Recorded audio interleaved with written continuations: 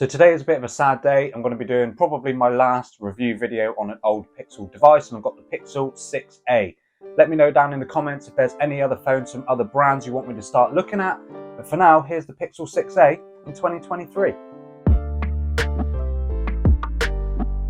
So the Pixel 6a brought that new refreshing design to their budget range. Of course, this design was introduced to the Pixel 6 and 6 Pros a little bit before, and of course it's carried on with the 7 Pros and the 7a, etc. You've got this really nice design with that camera visor along the top. It is an all plastic build as opposed to the 6 and 6 Pro, which are made of metal and glass.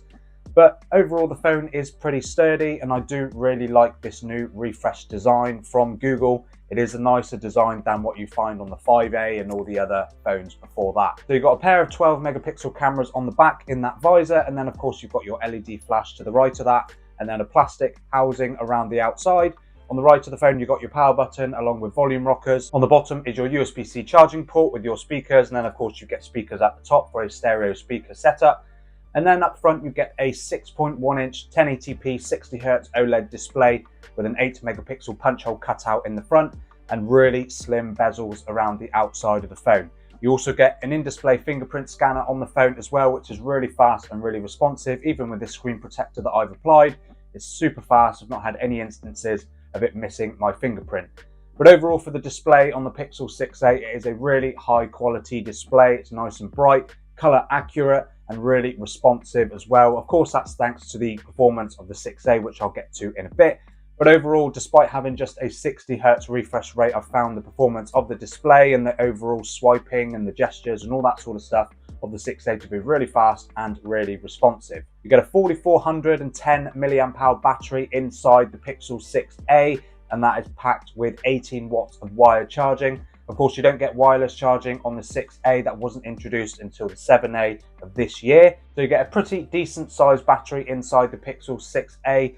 But unfortunately for me, that hasn't transferred into really great battery life. The battery life is okay. It's got me through a full day, but I have been a little bit wary of my use during the day when using the 6a.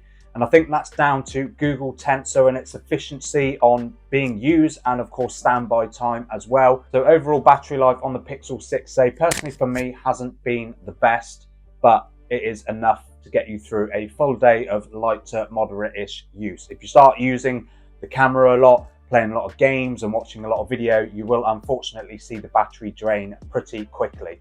And software on the Google Pixel 6a is Android 13. It's unsurprisingly Android 13, so it's nice and up to date with software and security updates. And of course, you're going to get another couple of years of those updates on the 6a as well. So that's something that's really great, of course, on the 6a. And of course, like with other Pixels, you do get that stock Android experience with no bloatware or unwanted apps or anything like that. A very clean version of Android. I haven't noticed any bugs or anything like that in my use with the 6a. So overall everyday use of the Pixel 6a has been really, really great. As for RAM and storage options on the Pixel 6a, you just get one option, 6 gigs of RAM and 128 gigabytes of UFS 3.1 storage, which is non-expandable, which is the same with other Google phones as well.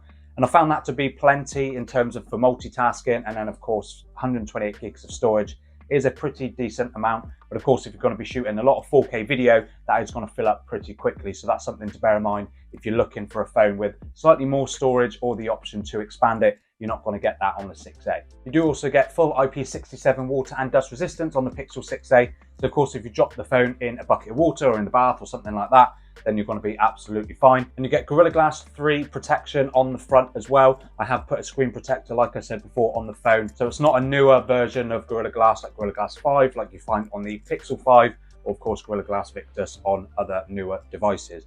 So I would suggest putting a screen protector on the phone, which is something that I do with all of my phones that I review, just to keep them in good nick for when I sell them on afterwards. But yeah, overall, I think the design and the overall use of the Pixel 6a has been really, really pleasant. So now performance on the Pixel 6a is something that is a little bit controversial, at least for me.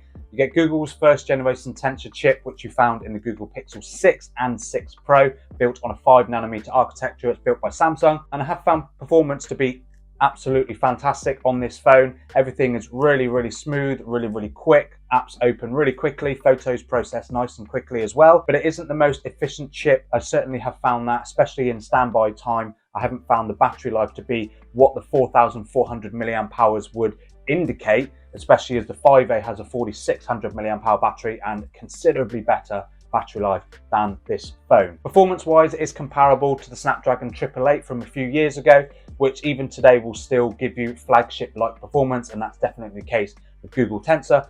So if you're someone that's looking for a phone with really great performance, you're not going to be disappointed with what the Pixel 6a can offer in terms of raw power and raw performance, but it's just that efficiency of this first generation chip which isn't the best, and that does unfortunately reflect back down into the battery life.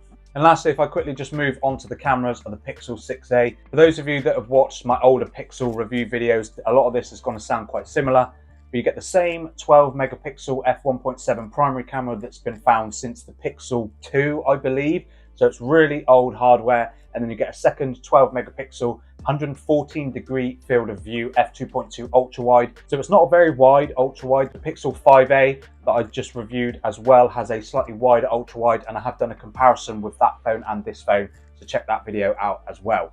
But overall photo quality from the Pixel 6a is about on par with most of the other older Pixels that I've reviewed with that same 12 megapixel camera.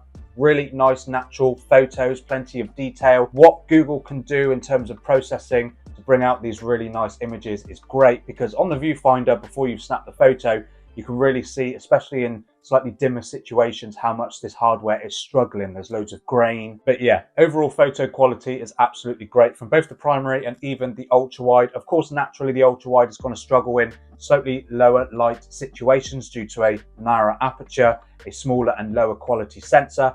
But in bright conditions, it's absolutely fine. It produces some really nice natural photos, and color profile is very similar when switching between both of those cameras. You just notice that the photos are a little bit softer coming from that ultra wide. And the Pixel 6a does support up to 4K video, and that is something that's pretty good on the Pixel 6a, although Google hasn't been known for producing the best quality video. But if you're someone that just takes a little bit of general video of your family and your pets and that sort of stuff, this will be absolutely fine. And then the 8 megapixel selfie camera produces some really great photos as well. Again, very similar in quality to the selfie cameras on a lot of the older Pixels that I've done reviews on as well. It produces better quality photos than what the resolution would suggest. Check out my Pixel 4 XL versus Huawei Mate 20 Pro review video to talk more about why resolution doesn't necessarily matter on cameras. But the selfie camera unfortunately only tops out at 1080p at 30 FPS video.